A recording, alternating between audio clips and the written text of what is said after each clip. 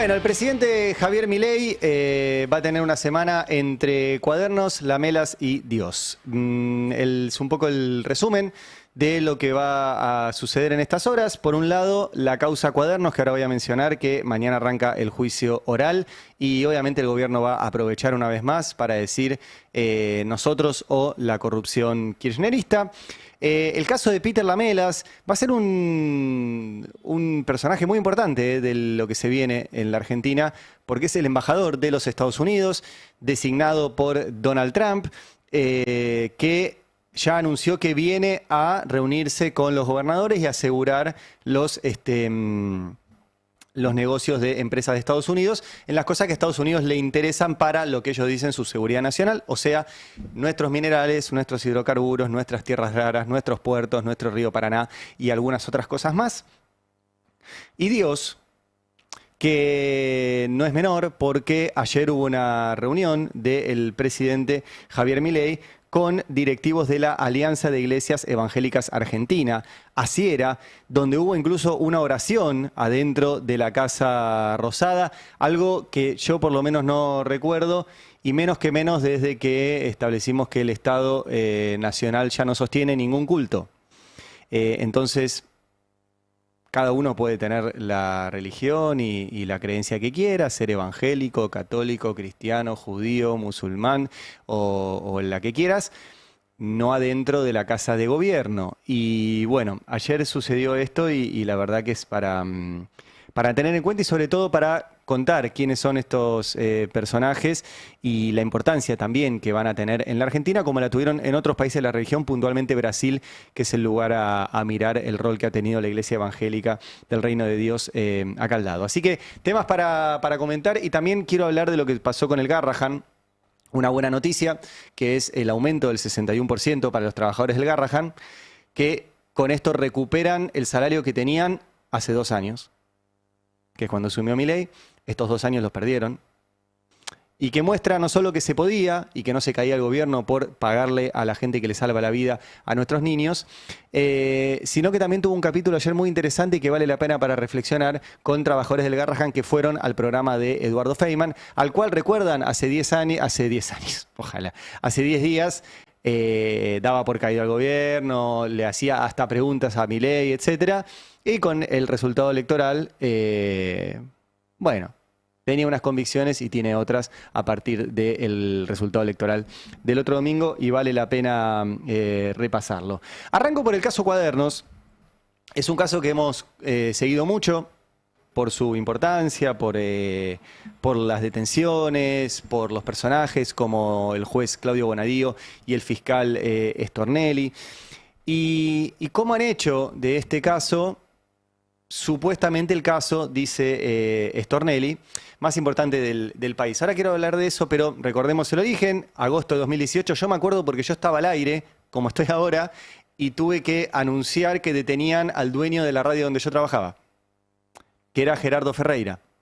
Y Gerardo Ferreira era uno de los dueños de Radio del Plata en ese momento y de Electroingeniería, que era una empresa que se había logrado ganar la licitación de, en ese momento, la inversión más grande que había en la Argentina, que eran 2 represas que se iban a hacer en Santa Cruz, financiadas por un banco chino con un socio local que era Electroingeniería. Eso se había licitado en 2013, 2014, por ahí, a finales del gobierno de Cristina, y Mauricio Macri, cuando llegó al gobierno, quería dársela a un amigo de él. Porque, entre otras cosas, a eso se dedica Macri. Como ahora le quiere entregar la hidrovía a la empresa Boskalis, de la cual él hace lobby, en ese momento también quería entregarle ese negocio a un socio de él. Entonces, no tuvo mejor idea que meter en cana a los que tenían ese negocio, que era el dueño justo de la radio donde yo trabajaba. Por eso me acuerdo exactamente el día y el momento. Y que nos enteramos que hubo una razzia en la madrugada, a partir de que, supuestamente en unos cuadernos, un chofer había escrito nombres y todo un circuito de pago de coimas en la cual el chofer sabía exactamente, porque vieron que Superman tenía esa visión donde podía atravesar muros y qué sé yo, el chofer veía dónde dejaba una persona, si llevaba algo en una mochila o en un bolso, exactamente cuánta, todo sabía el chofer, y además tenía una vocación de García Márquez maravillosa, entonces el hombre escribía y escribía y escribía. Entonces fue un día muy, muy tremendo porque salieron a detener un montón de gente por simple aparición en un cuaderno. Curioso. Cuando el fiscal Stornelli fue a buscarle el cuaderno, los cuadernos no estaban. Entonces ya el primer día no eran cuadernos, eran fotocopias de los cuadernos.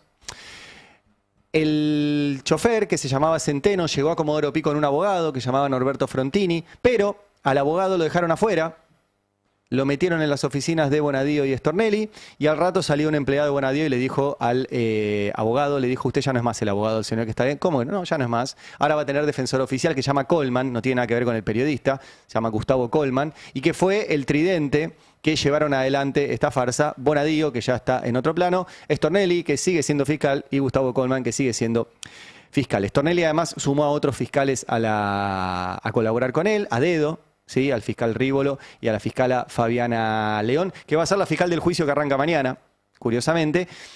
Y además Stornelli y Bonadío se quedaron en esta causa a dedo, que se la llevó un amigo de Stornelli que se llama Diego Cabot, que trabaja como auxiliar de fiscalía de Stornelli, pero asentado en el diario La Nación, que es donde publicaron todo esto. Y le hicieron cambiar la declaración a Centeno, que el primer día había declarado con lujo de detalles, todo, tengo esto, tengo todo aquello, y dijo, los cuadernos los tengo en un armario en mi casa.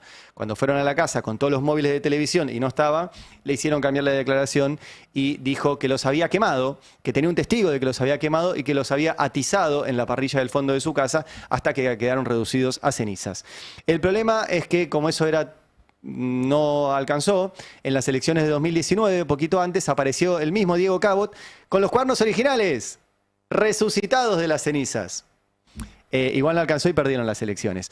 Y después se hicieron desfilar un montón de gente, haciéndolos declarar supuestamente como arrepentidos con una ley que había traído Patricia Bullrich, que en ese momento era ministra de Seguridad y que ahora también es ministra de Seguridad. Una ley que decía que podías habilitar la declaración como arrepentido, pero en la ley lo que decía es que lo que dice el arrepentido no es prueba. Lo que dice el arrepentido es un indicio para ir a buscar prueba, que el juez tiene un año para encontrar la prueba de ese indicio que le da el arrepentido, y que además lo que dijeran los arrepentidos se tenía que quedar registrado para que cualquiera pudiera ver que el arrepentido efectivamente dijo eso. Bueno, no cumplieron nada. Hay declaraciones de arrepentidos, no hay prueba de que eso que quedó escrito por Stornelli sea lo que efectivamente declararon los arrepentidos. De hecho, hubo varios. Por ejemplo, un ex secretario de Cristina que contó, Pablo Barreiro, que contó que Stornelli le dijo, apuntá contra Cristina y tu papá se va a su casa, su papá estaba detenido. Y varios empresarios que dijeron que declaraban una cosa para salir indemnes, pero que en realidad no era cierto. Pero además, todo lo que le crearon después no lo encontraron. Y encima después se negaron y se negaron y se negaron durante años a hacer los peritajes, primero de las fotocopias y después de los cuadernos resucitados de las cenizas. Y cuando hicieron los peritajes, encontraron que eso, que era la base de todo, era trucho. Lo habían escrito varias personas, tenían enmiendas, tachaduras, todo un desastre. Bueno, no importó nada. Y mañana arranca este juicio. Habló Carlos Stornelli, que a la postre sigue siendo fiscal, porque en el medio de todo esto, él, como fiscal, era parte de un entramado de espionaje ilegal. A través de Marcelo D'Alessio, que ahora está en cana, 13 años de prisión, y que tenía vínculos tanto con Stornelli como con Patricia Bullrich. A Patricia Bullrich le proveía de información, qué sé yo, y de idas y vueltas, es otro capítulo. Y Stornelli le pedía tareas de espionaje ilegal. Entre ellas de la expareja de su pareja, para que lo espiara, y también le vendía Stornelli D'Alessio a Stornelli arrepentidos, cosas, le dijo que tenía un arrepentido de PDVSA que se lo ablandaba después que se lo llevaba, y todo eso efectivamente pasó. Pero a Stornelli le hicieron zafar, le perdonó la carrera a Alberto Fernández también durante su gobierno, y sigue siendo fiscal.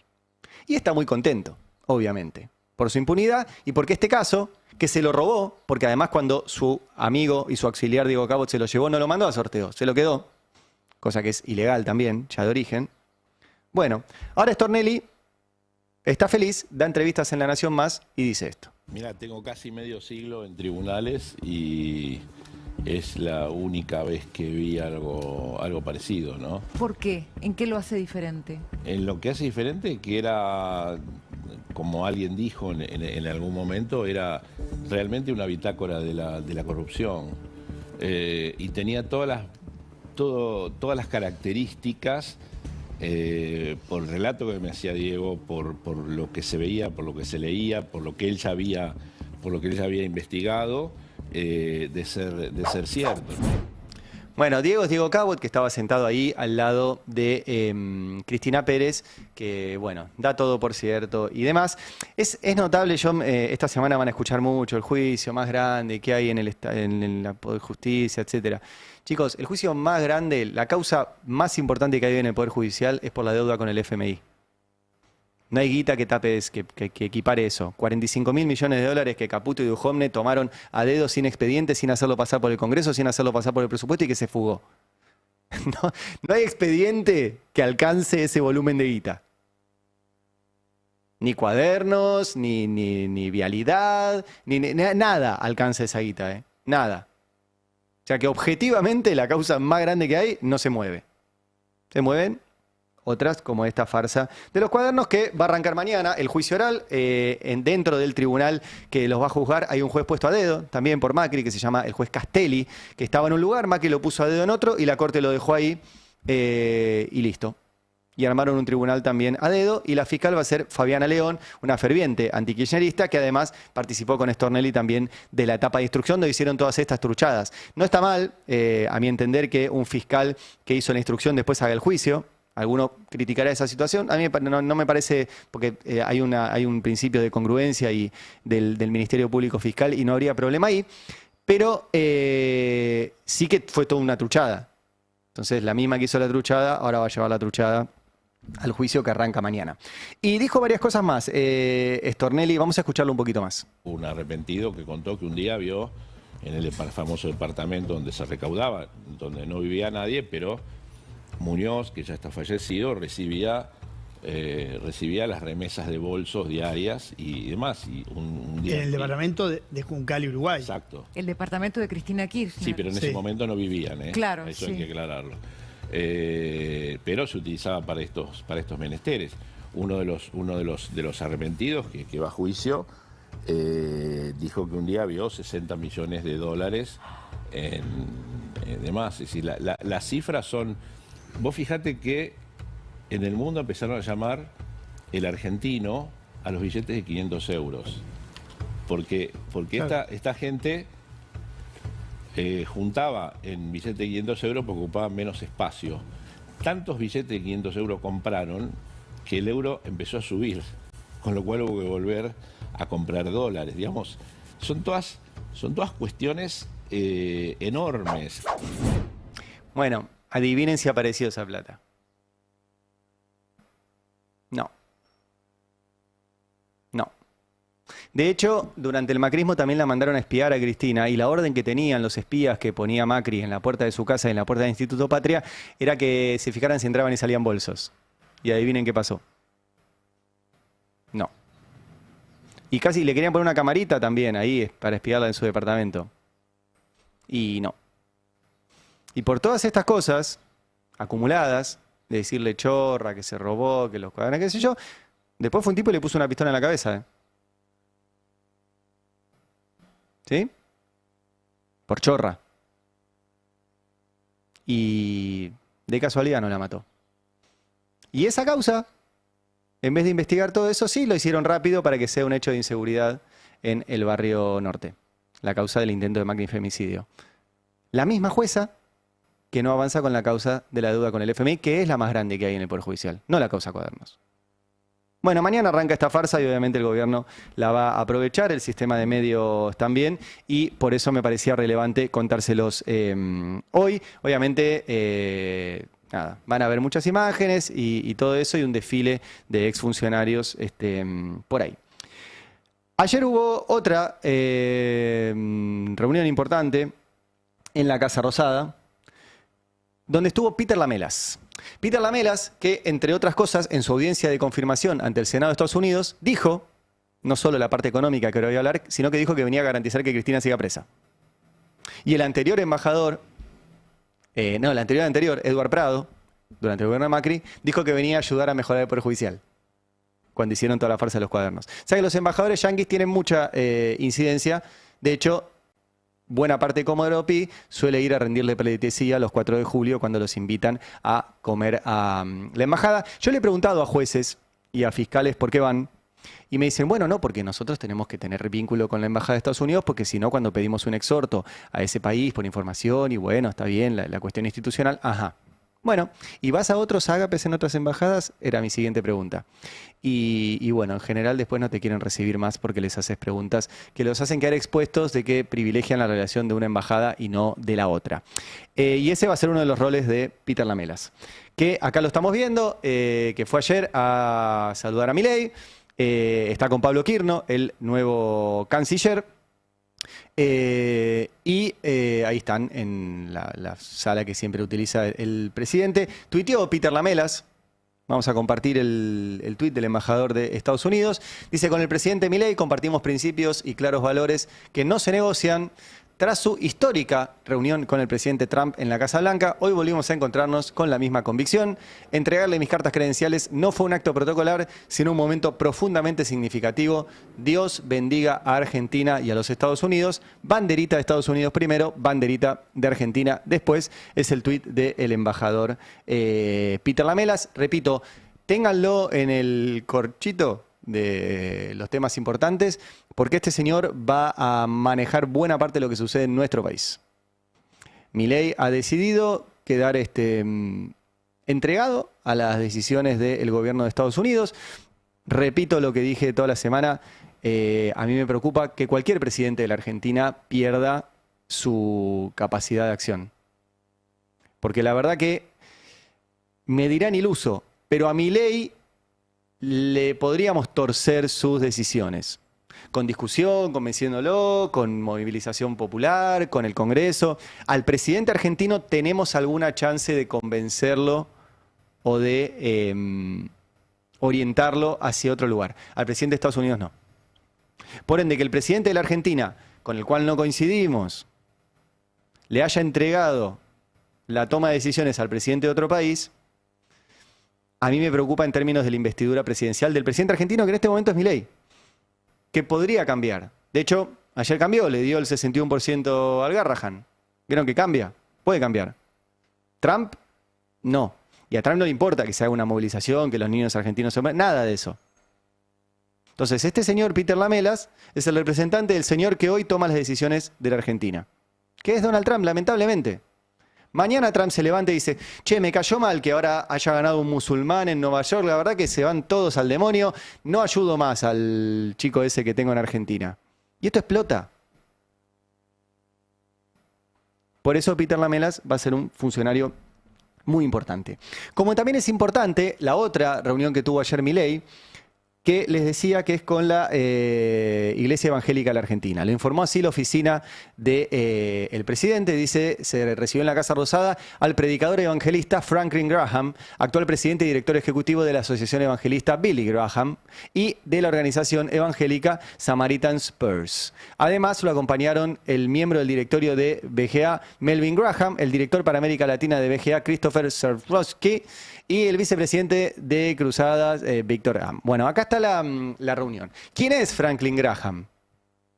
Porque está vinculado a Peter Lamelas. Esto está, repito, muy bien detallado en la nota que publicó hoy Diego Genud en El Destape, que se titula Alfombra Roja de Milei para la derecha evangélica que trabaja para Trump. Así que ayer Milei tuvo doblete, el embajador de Trump y la derecha evangélica que trabaja para Trump. La influencia del trumpismo detrás de los actos que prepara el pastor evangélico Franklin Graham este fin de semana en Vélez y el show del hijo de Luis Palau en Rosario. La lógica de la extrema derecha mesiánica y los nexos con Israel, crece la bancada evangélica de la Libertad Avanza en el Congreso. Es muy interesante la nota, les quiero leer simplemente algunos párrafos, ¿sí? Porque obviamente este vínculo con Donald Trump es muy fuerte. Dice, el capítulo más resonante se verá este viernes 7 y sábado 8 cuando el pastor estadounidense Franklin Graham vuelva a hacer cotizar el emprendimiento que fundó su padre y haga 2 presentaciones en la cancha de Vélez bajo el lema Festival de la Esperanza. El hijo de Billy Graham, el legendario líder evangélico alineado con los republicanos en tiempos de Reagan y Bush, el influencer que tiene pensado reunirse con Milei es desde hace tiempo uno de los predicadores favoritos de Trump en Estados Unidos y le corresponde. Se lo ve en los medios y en las redes sociales con una campaña permanente a favor del presidente norteamericano. Menciona Diego Genud en esta nota la asociación Samaritan Purse, ¿sí?, que es uno de los que se reunió ayer con Milei, y la derecha evangélica alineada con el trumpismo de Steve Bannon propagó entre las comunidades antiinmigrantes y latinas conservadoras la idea de que Trump es el Ciro del siglo XXI, en una comparación con el enviado de Dios que identifica al presidente de Estados Unidos con el rey persa, que aparece en el Viejo Testamento como libertador de los judíos cautivos en Babilonia. Cualquier similitud con las ideas mesiánicas que tiene Milei sobre sí mismo no es coincidencia, y por eso es muy importante esto que sucedió ayer, que incluyó además un rezo adentro de la Casa Rosada. Estuvieron también los de Asiera, sí, que es la Alianza de Iglesias Evangélicas de la Argentina. Esto está muy emparentado con lo que sucedió en Brasil.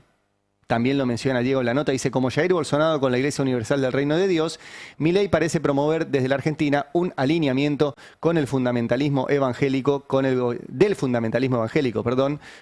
gobierno de la Libertad Avanza, y además hace foco, y por eso lo pone en el título, la llegada de representantes de este sector al Congreso. Dice: hoy Asiera tiene como presidente a Christian Hoff y como vicepresidente a Hugo Márquez, el padre de Nadia Márquez, tal vez la dirigente evangélica que mejor expresa la conexión con Milei. Abogada, pastora y diputada nacional, Márquez acaba de ganar las elecciones en Neuquén como candidata a senadora nacional de la Libertad Avanza.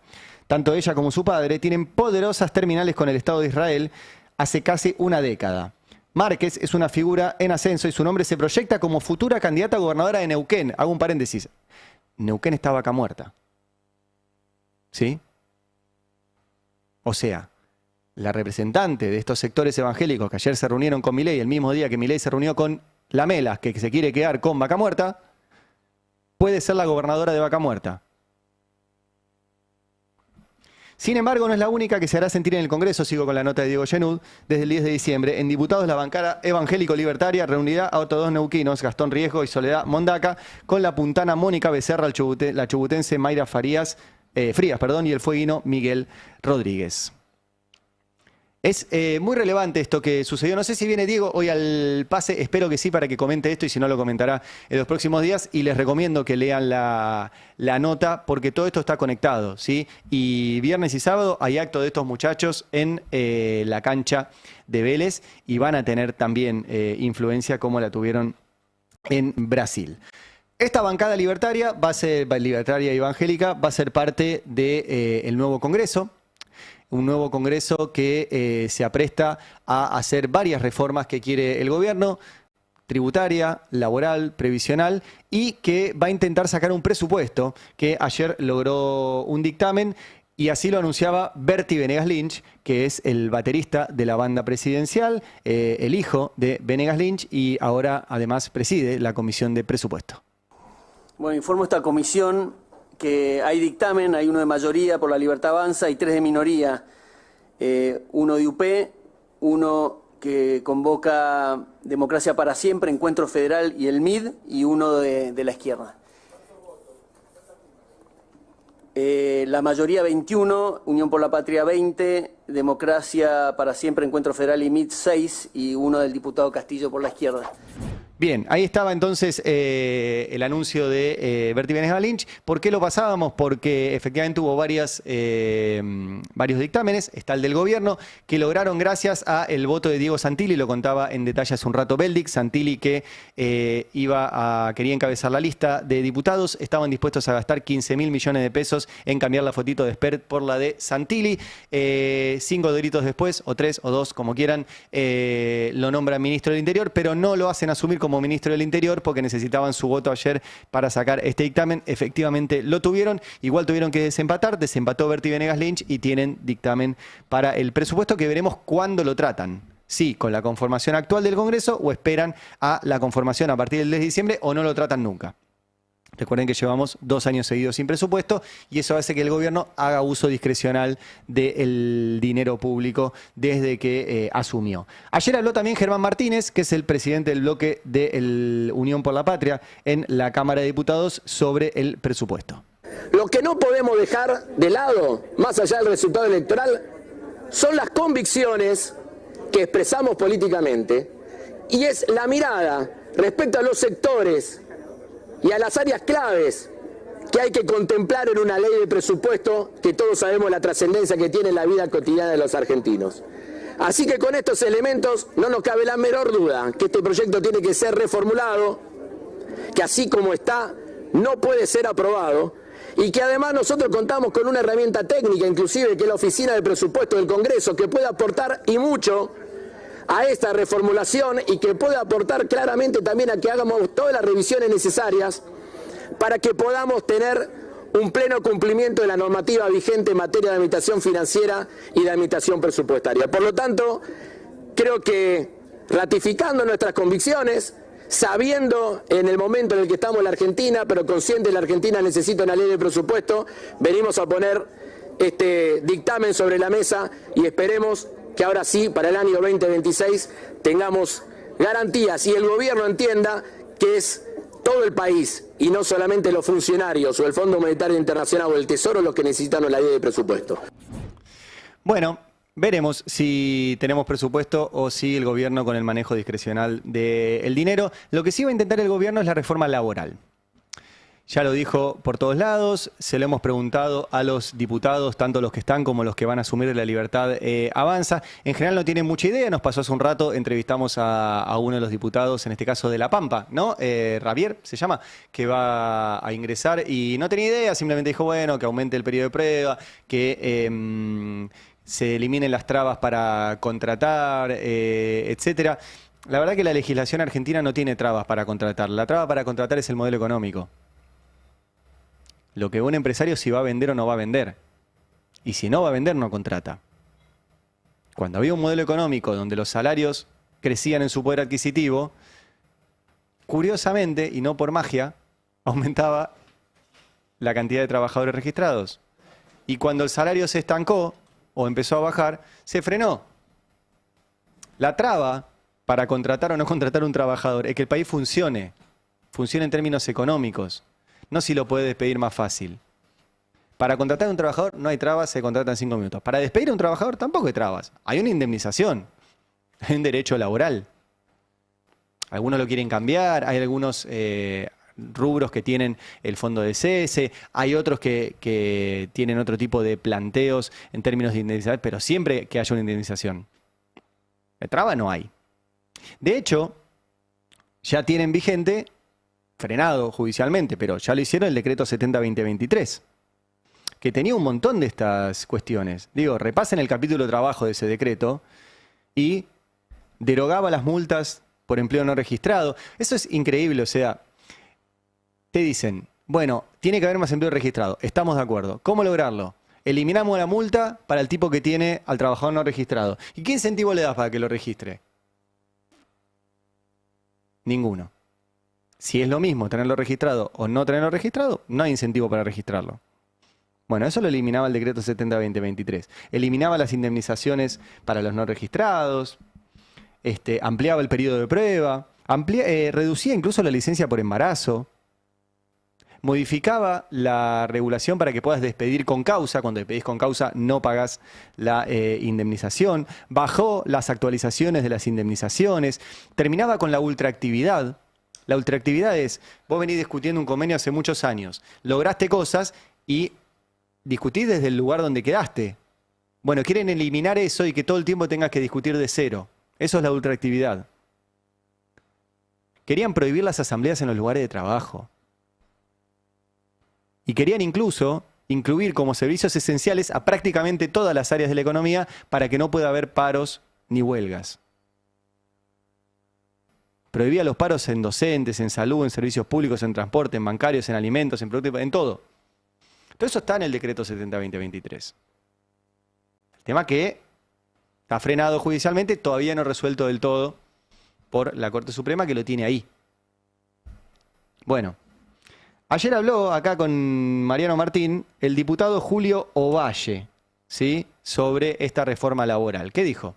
Creo que ya he hablado suficiente. No, está bien, diputado. Simplemente Véanlo por ese lado. le Sí. comentaba el caso puntual donde se está avanzando en un proyecto. Yo le voy a decir reforma laboral, si a usted le molesta, le pido disculpas, pero de lo que se trata en es definitiva. reforma, es actualización de las leyes. Usted dígale laborales. como quiera, no tengo Ya ningún problema. Le digo que va a ser así. Ok. Los que no la conocemos, usted tampoco la conoce. No, pero están han tirando números, han están diciendo trascendido- números, están diciendo Sí. que va a salir jornadas laborales a tantas horas. No se va a modificar ¿No va a nada. haber banco de horas? El trabajador tiene y mantiene sus derechos, así que Diputado, creo que le hay pregunto, una mala le pregunto algo interpretación puntual. Usted dice que no va a haber banco de horas en el proyecto nuevo.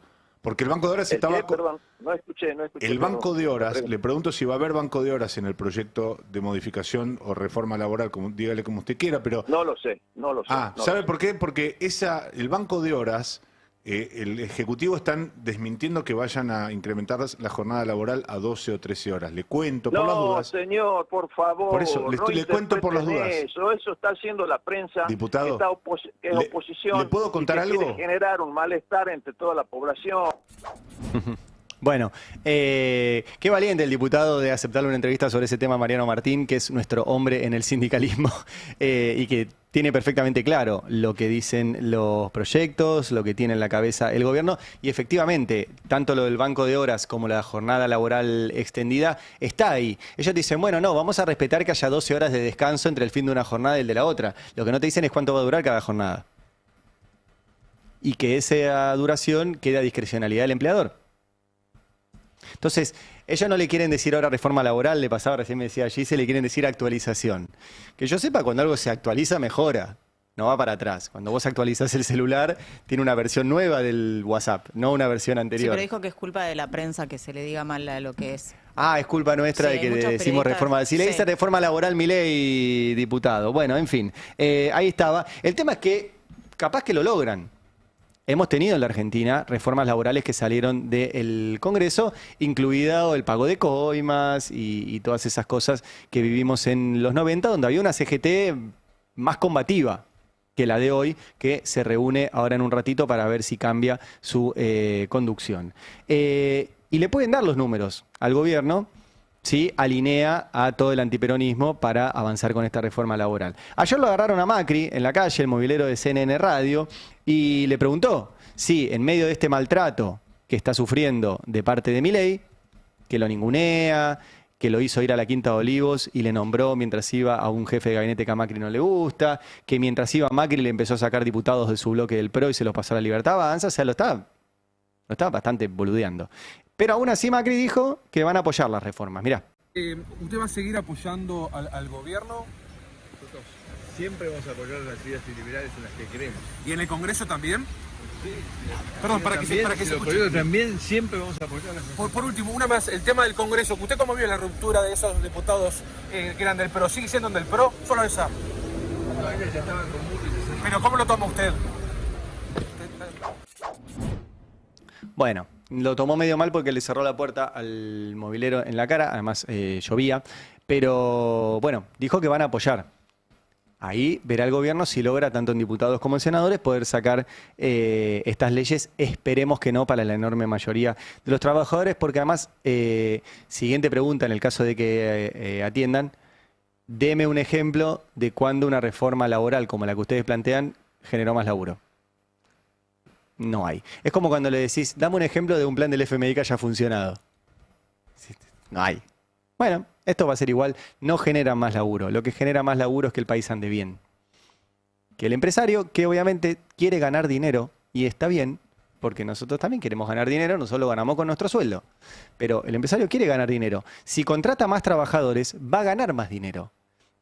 Su incentivo para contratar trabajadores es que haya alguien que compre lo que esos empresarios venden. Y si vos bajás los sueldos, y si aumentás las tarifas como aumentaron ahora, y si aumentás el transporte como aumenta ahora, y si aumentás todo, no queda plata para comprar lo que esos empresarios venden. Entonces, por eso no van a contratar. No porque sea difícil contratar o difícil despedir. Necesitan que el país ande. Y así no va a andar. Ese es uno de los temas que se va a tratar. Y hoy hay una nota que me llamó mucho la atención que publicó nuestro compañero de Economía, Cristian Carrillo, en el Destape, que me impresionó el número. Y supongo que ustedes también. Dice que el 15% de los trabajadores asalariados sufre insuficiencia alimentaria. Si la comparación se realiza entre informales y cuentapropistas, los problemas de alimentación son aún mayores y alcanzan al 25% según el último relevamiento de la Universidad Católica Argentina. ¿Sabes lo que es ir a laburar y tener insuficiencia alimentaria? Ir a laburar, tener un sueldo y tener insuficiencia alimentaria. Obvio que Navarra, ¿qué va a contratar un empresario si no están pudiendo morfar? ¿Qué otra cosa van a ir a comprar? Bajó el consumo de alimentos. Tenemos el peor número de la serie histórica de la venta en los supermercados mayoristas, que eso lo que te indica es que en el mayorista compra el almacén de barrio, que es donde compra la mayoría de la gente. Entonces, si el almacén está vendiendo menos, le compra menos al mayorista. Y es el peor número de la serie. 15% de trabajadores asalariados que sufren insuficiencia alimentaria. Es brutal. ¿Sí? Y esto es mucho peor, esto es un promedio. Es 7% entre los registrados y 24% entre los informales. Me aporta en este caso Leandro Terni, abogado laboralista, que me manda también datos de este informe del Observatorio de la Deuda Social de la UCA. Brutal este dato. Lean la nota de Cristian Carrillo ahí en el Destape, que vale la pena.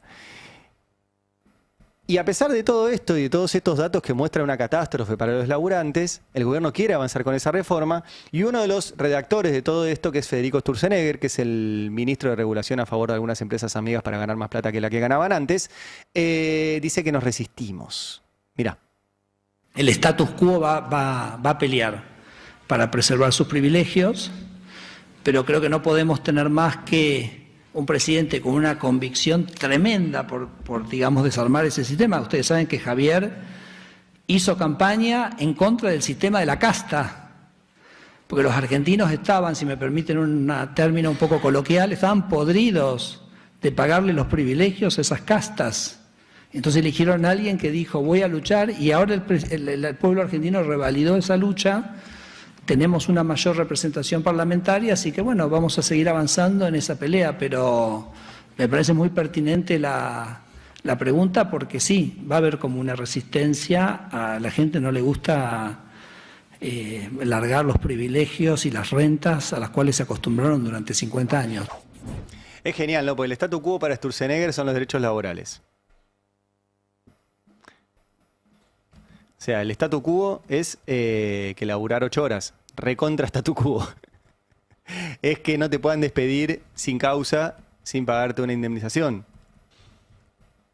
Ese es el statu quo para Sturzenegger. Entonces, critica la resistencia a cambiar eso. Bueno, ojalá se logre frenar esto en el Congreso y veremos qué rol tiene la CGT. Repito, hoy hay renovación de autoridades de la CGT, que automáticamente debería oponerse y fuerte a esta reforma, porque teóricamente es la representación más grande de los trabajadores registrados. Está la CTA también, están los movimientos sociales, está la economía popular, no son los únicos trabajadores los que están representados por la CGT, pero bueno, es la más grande y la más poderosa. Debería oponerse. Debería oponerse. Veremos qué es lo que hace la CGT con todo este tema.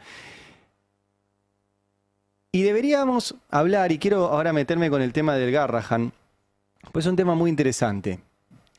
El Garrahan ha sido una de las cuestiones más importantes desde que asumió Milei, por un dato concreto. El Garrahan es el símbolo de lo que funciona muy bien en el Estado, de lo que es de excelencia en el Estado, y de cómo el Estado salva vidas. Y en este caso, vidas de niños. El Garrahan es la punta de lanza de nuestro sistema pediátrico.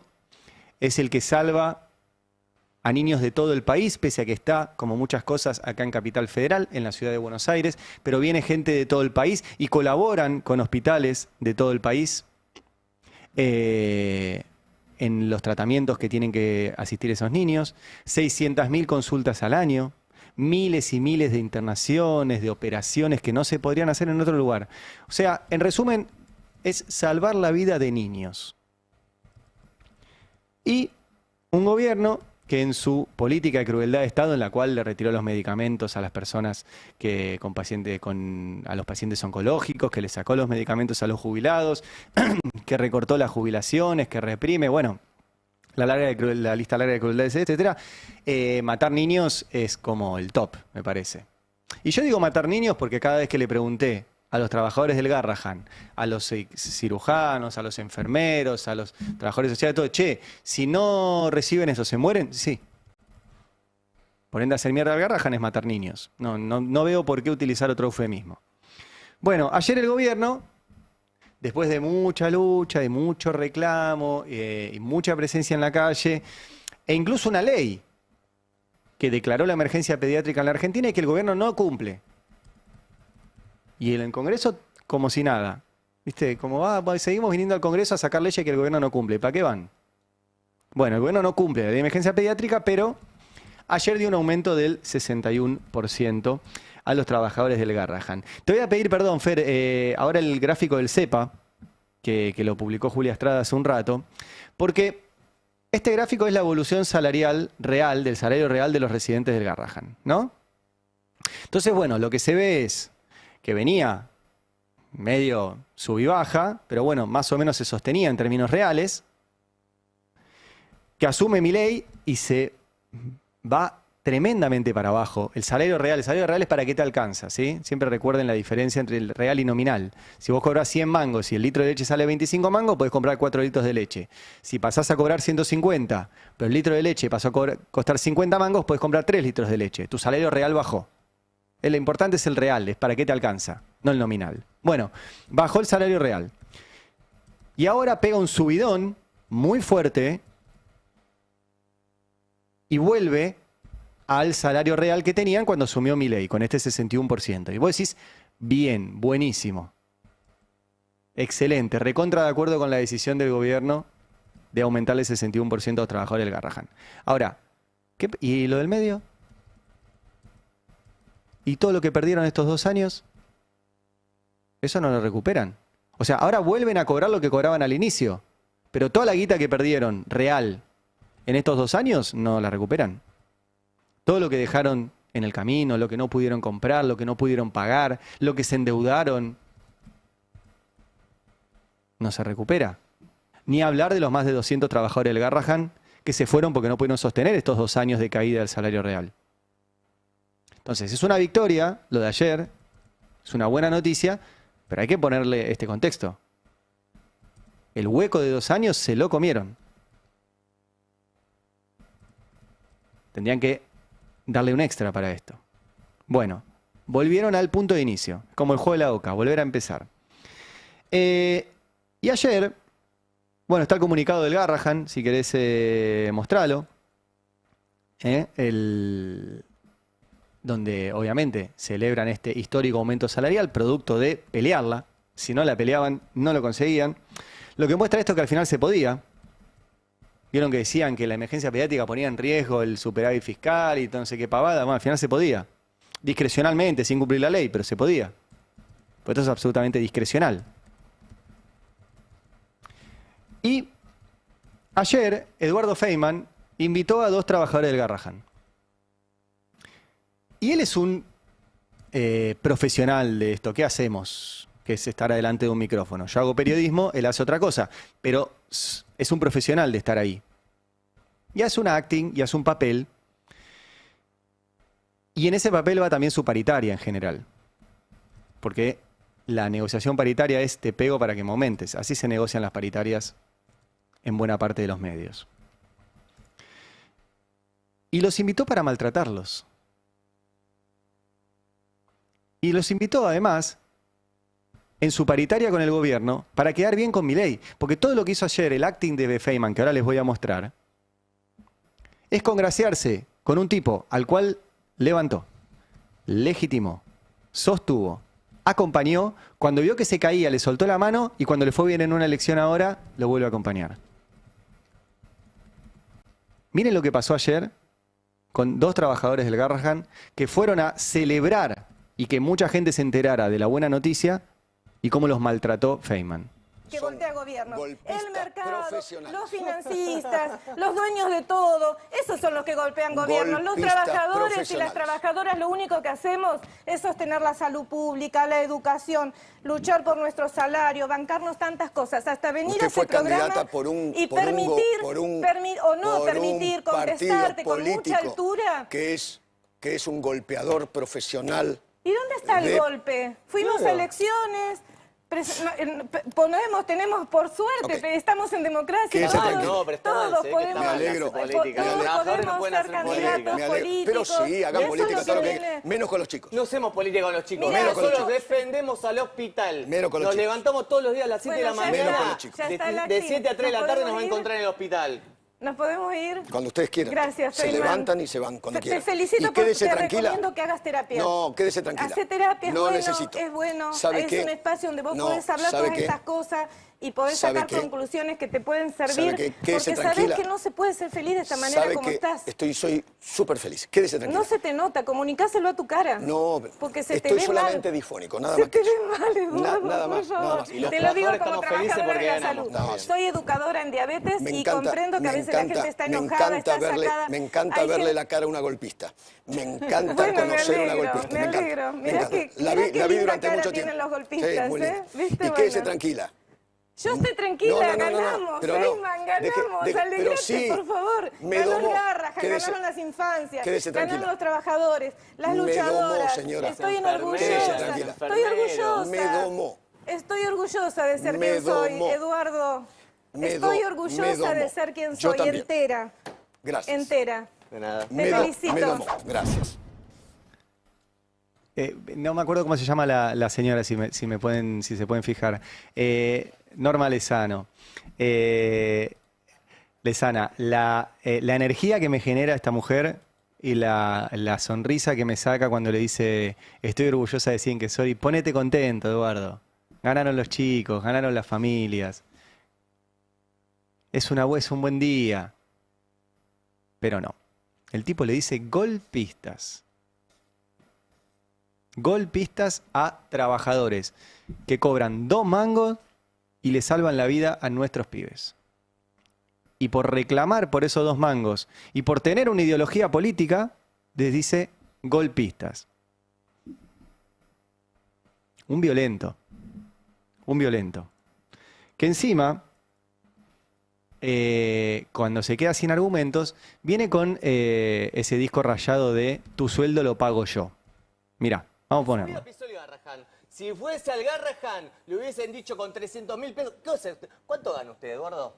Cuénteme. ¿Qué carajo le importa a usted cuánto yo gano? Yo gano en la actividad, yo trabajo en la actividad privada. ¿Qué carajo le importa a usted? ¿Qué carajo a usted le importa? Le muestro mi recibo de sueldo. ¿Cuánto gana usted? Usted es empleado público. Sí. Y a usted. Y nosotros nos debemos a todos nuestros pacientes. No, usted no paga nada. Usted no paga el sueldo de nosotros. Espera, Maxi. Eduardo, la verdad, te digo, yo no sé si haces terapia, pero haces terapia. Tenés un problema. Señor? Tenés un problema, Eduardo. ¿Estás haciendo un acting para la televisión o estás completamente sacado? No sé qué te molesta.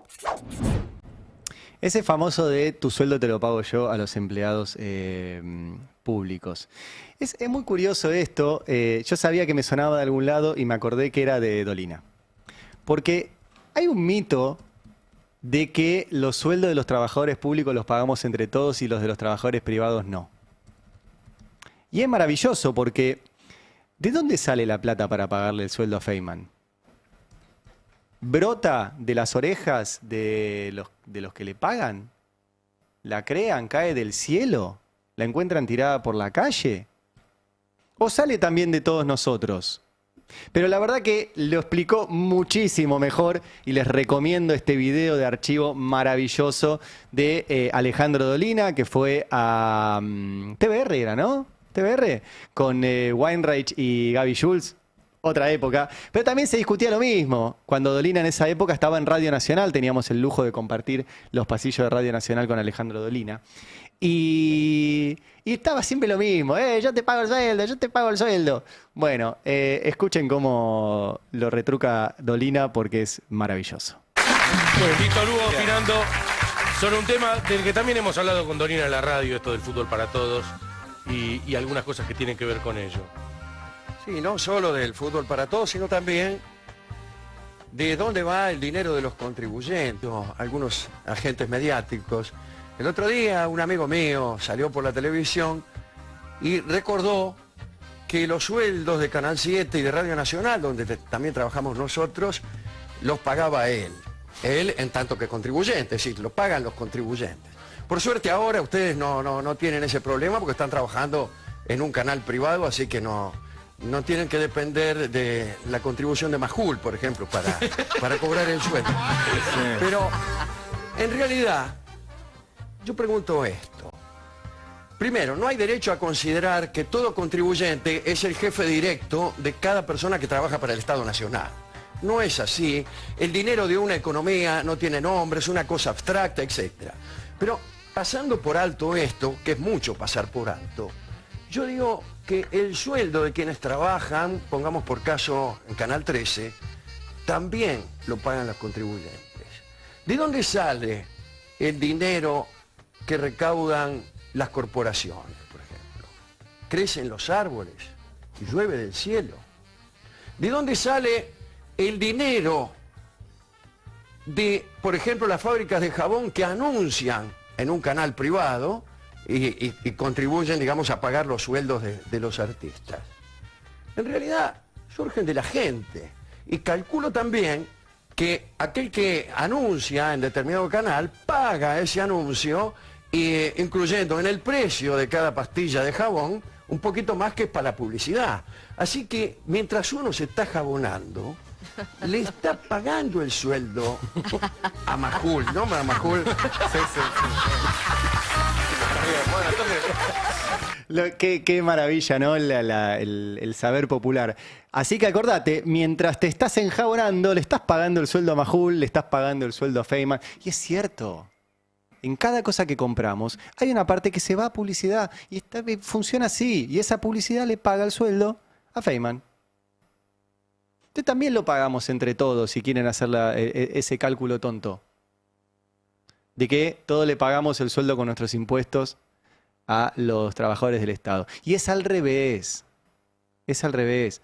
Los trabajadores del Estado son los que hacen posible nuestra vida en el sector privado. Si no existieran los trabajadores del Estado, el sector privado no existiría, no podría funcionar. Y hay que agradecerles y pagarles bien. Hay que ser agradecidos con los trabajadores del Estado.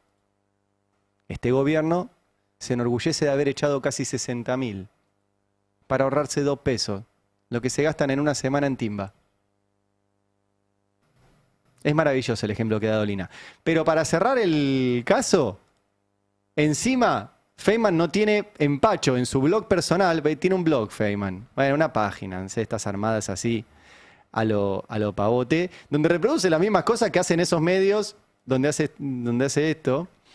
Y hay un montón de publicidad del Estado. Ahí tengo Ciudad de Buenos Aires, ¿sí? Tenemos de la provincia de San Luis. Ahí hay Loma de Zamora, ahí está la Cámara de Diputados. Seguí bajando, ¿sí? Esteban Echeverría, Córdoba. En él, o sea, lo que vos pagás de luz, parte de lo que pagás de luz va para pagar el blog de Feynman, chicos, ¿eh? En LSD Sur. ¿Qué más tenés? ¿Hay más pauta todavía? Defensoría. Otra de Buenos Aires, de la ciudad. Bueno, acá asegurado. Salta.